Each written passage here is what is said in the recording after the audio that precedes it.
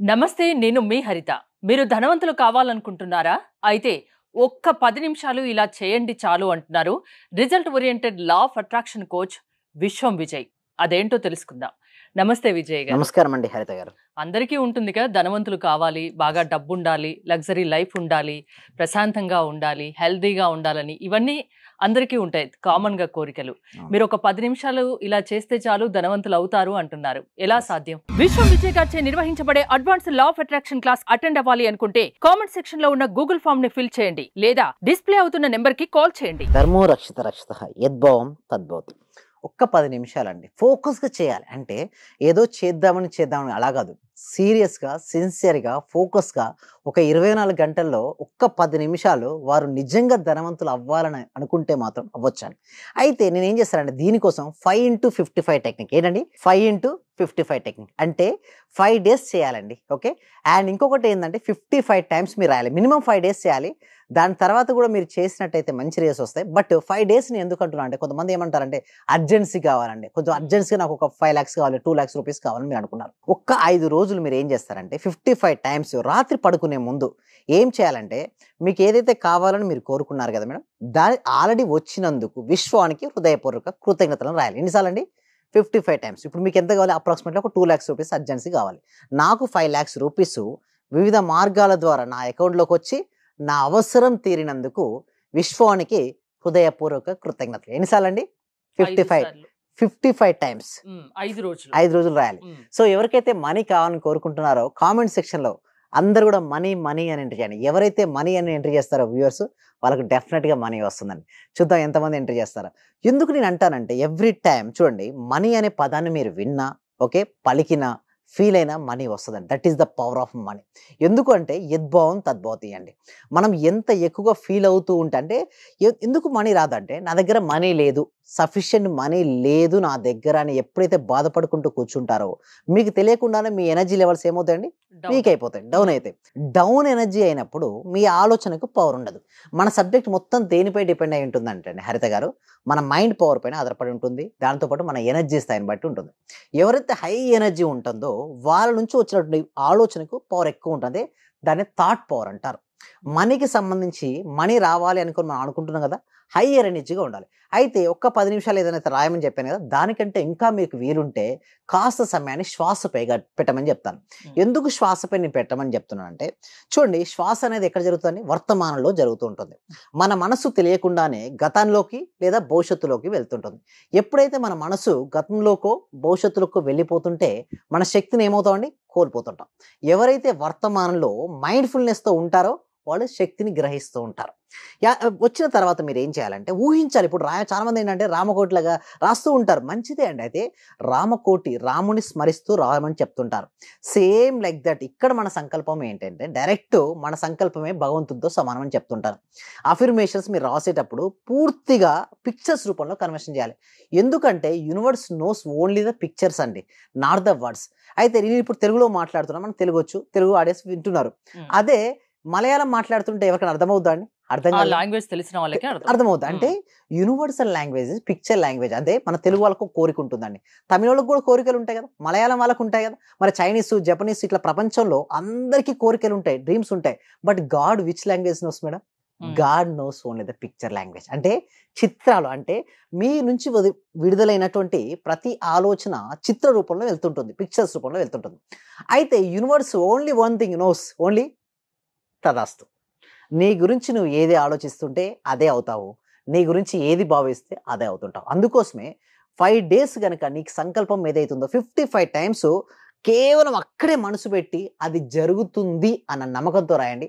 మీకు ఏదో ఒక రూపంలో యూనివర్స్ మీకు ఇచ్చి తీరుతుంది. అంటే అలా జరిగిన వాళ్ళు చాలా మంది ఉన్నారు మేడం మన క్లాస్లో, చాలా మంది వస్తారు యాక్చువల్లీ చెప్పాలంటే.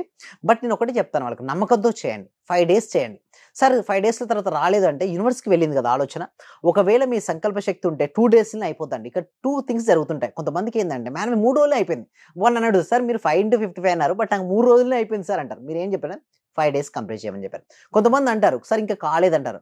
బట్ నువ్వు రాసావు కదా, ఆ ఆలోచన వెళ్ళింది, బట్ డెఫినెట్గా ఏదో ఒక రోజు మాత్రం మీకు వచ్చేస్తుంది. బట్ నమ్మకంతో చేస్తే మాత్రం డెఫినెట్గా వస్తుందండి. అందుకోసం ఒక్క 10 నిమిషాలు దానిపై మీరు ఫోకస్ చేయగలిగితే మాత్రం డెఫినెట్గా రిజల్ట్స్ అనేది రావడం జరుగుతుంది. అయితే సబ్జెక్ట్ని వాళ్ళు ఎందుకు నమ్మరు అంటే అసలు నిజంగా వస్తాయా, ఈ సబ్జెక్ట్కి అంత పవర్ ఉందా అని అపనమ్మకం ఉంటుంది. ఇంకొకటి ఏంటంటే సబ్జెక్ట్ యొక్క గొప్పతనం ఏంటంటే ఏమీ తెలియని వారికి, ఎందుకంటే నా సబ్జెక్ట్లో అసలు ఏమి చదువుకుని వాళ్ళు కూడా వస్తారండి. కేవలం వారు ముందే నాకు చెప్తారు, సార్ మీరు అన్ని టైప్ చేయమంటారు, కామెంట్ సెక్షన్లో రాయమంటారు, నాకు టైప్ చేయడానికి కూడా రాదు ఇంగ్లీషు, ఏం చేయాలని నేను అడుగుతారు. నేను ఒకటే చెప్పాను, అమ్మ నీకు చదువు వచ్చిందా రాదా అది కాదు ఇంపార్టెంట్, నీవు ఊహించుకోగలుగుతున్నావా లేదా, నీ భవిష్యత్తును గొప్పగా ఊహించుకో, నీకు ఏది కావాలో కోరిక ఉంటుంది కదా, ఆ కోరిక ఆల్రెడీ జరిగినట్టుగా ఊహించుకోమని చెప్పాను. అది అత్యాశ ఏం కాదా? అత్యాశ ఏం కాదు మేడం, ఆశ ఉంటేనే అభివృద్ధి చెందుతారు మేడం. అయితే ఆశకు అత్యాశకు చాలా తేడా ఉంది. ఆశ నేను ఎదగాలని కోరుకోవడం ఆశ, నేను మాత్రమే ఎదగాలని కోరుకోవడం అత్యాశ. ప్రపంచంలో ధనవంతుని నేను అవ్వాలనుకోవడం ఆశ, నేనే ధనవంతుడు అవ్వాలనుకోవడం అత్యాశ. అంటే ఆశకు అత్యాశకు చాలా తేడా ఉంది మేడం. అయితే ప్రతి ఒక్కరికి ఆశ లేనిది, కోరిక లేనిది ముందుకు జరగదు మేడం. ప్రతి ఒక్కరూ డెవలప్మెంట్ అవ్వాలని అనుకుంటారు, బట్ ఎవరిలో అయితే సంకల్ప బలం బలంగా ఉంటుందో వారు ముందుకెళ్ళాలి. అంటే సింపుల్ చెప్పాలంటే ఫైర్ అండి, లోపల ఫైర్ అంటే తప్పించిపోవాలి, నేను ఎలాగైనా సరే నేను ఏ రంగంలో ఉన్నానో ఆ రంగంలో నేను రాణించాలి అన్న బలమైన సంకల్పం ఉంటే డెఫినెట్గా అవుతారు. మీరే చెప్పండి, ఒక ఏ ఫీల్డ్ తీసుకున్నా కూడా ఆ ఫీల్డ్లో హై ఎనర్జీగా ఎక్కువ ఫోకస్ పెడుతూ రాణిస్తుంటే అతను ధనవంతుడు అవుతారా లేదా? అంటే అతనికి ఎనర్జీ ఉంది కాబట్టి అతను ధనవంతుడు అవుతున్నాడు. ఒక వ్యక్తి డ్యాన్స్ బాగా చేస్తున్నాడు అంటే ఏంటి, హై ఎనర్జీలో ఉన్నాడు, అతనికి ఆటోమేటిక్గా సక్సెస్ అనేది వస్తుంది. ఒక క్రికెటర్ చాలా ఎనర్జెటిక్గా 4లు 6లు ఆడుతున్నాడు ప్లేయింగ్, సో ఆటోమేటిక్. అంటే ఒకటే గుర్తుంచుకోవాల్సిన విషయం ఏంటంటే మనం ఏ ఫీల్డ్ అయితే ఎంచుకుంటామో, అది విద్యారంగంలో చదువైనా కావచ్చు, లేదా బిజినెస్ జాబ్ అయినా కావచ్చు, ఏదైనా సరే, రియల్ ఎస్టేట్ కావచ్చు, ఇన్సూరెన్సే కావచ్చు, వెల్నెస్ కోచే కావచ్చు, బోటిక్ రన్ చేస్తుంది కావచ్చు, బ్యూటీ పార్లరే కావచ్చు, ఏ రంగమైనా సరే అందులో కనుక నెంబర్ 1 పొజిషన్ కానీ లేదా నువ్వు రాణించగలిగితే మాత్రం డెఫినెట్గా నువ్వు మనీని చేంజ్ చేయడం కాదు, మనీయే మనని చేంజ్ చేస్తుంది. కాన్సన్ట్రేషన్తో 5 రోజులు రోజుకు 55 సార్లు సంకల్పం రాస్తే అది ఖచ్చితంగా నెరవేరుతుంది, నమ్మకంతో చేయండి అంటున్నారు. మీ law of attraction classes attend అవ్వాలంటే ఏంటి process? Thank you so much అండి. ఈ సబ్జెక్ట్ను విశ్వవ్యాప్తం చేయాలండి. ఓకే, ప్రతి వ్యక్తికి, ప్రతి కుటుంబానికి, ప్రతి ఇంటికి సబ్జెక్ట్ చేరాలి. చేరిన తర్వాత ముందు వాళ్ళపై వాటిలో నమ్మకం అనేది ఏర్పడాలి, యూనివర్స్ యందు నమ్మకం ఏర్పడాలి. ఎప్పుడైతే ఏర్పడుతుందో వారు ఏంటంటే ఆప్టిమిస్టిక్ నేచర్ వస్తుంది, అంటే ఆశావాద దృక్పథం వస్తుంది. ఆశ మనిషిని బతికిస్తుంది, అసాధ్యాలను సుసాధ్యాలు చేస్తుంది. అదే నిరాశావాదం ఆ సాధ్యమయ్యే పనులు కూడా సాధ్యం కాకుండా చేస్తుంది. ఎందుకంటే నిరాశ, నిస్పృహ. ఒక మనిషికి ఆత్మవిశ్వాసం పెరగాలంటే ఏం చేయాలి? ఆత్మవిశ్వాసం పెరగాలంటే ముందుగా ఒక మిర్రర్ తీసుకొని ఆ మిర్రర్ ముందుకు వెళ్ళిన తర్వాత నేను తలుచుకుంటే ఏదైనా సరే సాధించగలనని ఐ టు ఐ కాంటాక్ట్ పెట్టుకొని చెప్పుకోవాలి. అంటే నిన్ను నువ్వే ఇంప్రూవ్మెంట్ చేసుకోవాలి. ఎవరో వస్తారనో ఏదో చేస్తారని ఉంటే ఎప్పటికీ ఏది మారదు. మన జీవితం మన చేతుల్లోనే ఉంది, మన ఆలోచన చేతుల్లోనే. మన మైండ్ సెట్ మారితేనే లైఫ్ సెట్ అయిపోద్దండి. అంటే మన మైండ్ సెట్ లైఫ్ సెట్ దగ్గర సంబంధం. అంటే ఎవరైతే పాజిటివ్గా ఆలోచిస్తుంటారో వాళ్ళు పాజిటివ్ పనులు చేయగలుగుతారు, వాళ్ళు పాజిటివ్గా ఉండగలుగుతారు, రిజల్ట్స్ కూడా పాజిటివ్గా వస్తుంటాయి.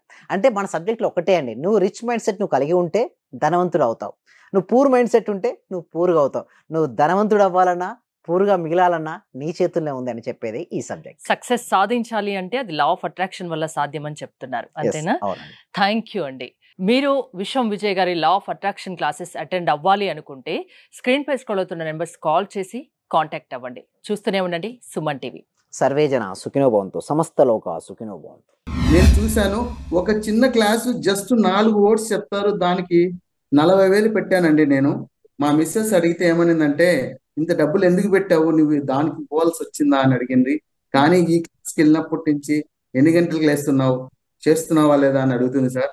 నిజంగా చాలా సూపర్ గురుగారు. ఈ ఉన్న వాళ్ళ ప్రతి ఒక్కరు, డియర్ ఫ్రెండ్స్, మీకు చేతులు జోడించి నమస్కరిస్తున్నాను. మా గురువు గారు నిజంగా పూర్వజన సుకృతం, మనకు దొరికిన ఈ గురువు గారిని ప్రతి ఒక్కరు యూటిలైజ్ చేసుకోండి, మంచి రిజల్ట్స్ వస్తాయి. మీరు ఎప్పుడు ఎక్కడ చూడని విధంగా అటువంటి గొప్ప గురువు దొరికినాడు. నా హృదయపూర్వక ఆత్మ ప్రణామాలు గురువు గారు మీకు. మీరు ఇలాంటివి ఎన్నో గొప్ప కార్యక్రమాలు చేయాలని మనస్ఫూర్తిగా కోరుకుంటున్నాను గురువు గారు. Thank you.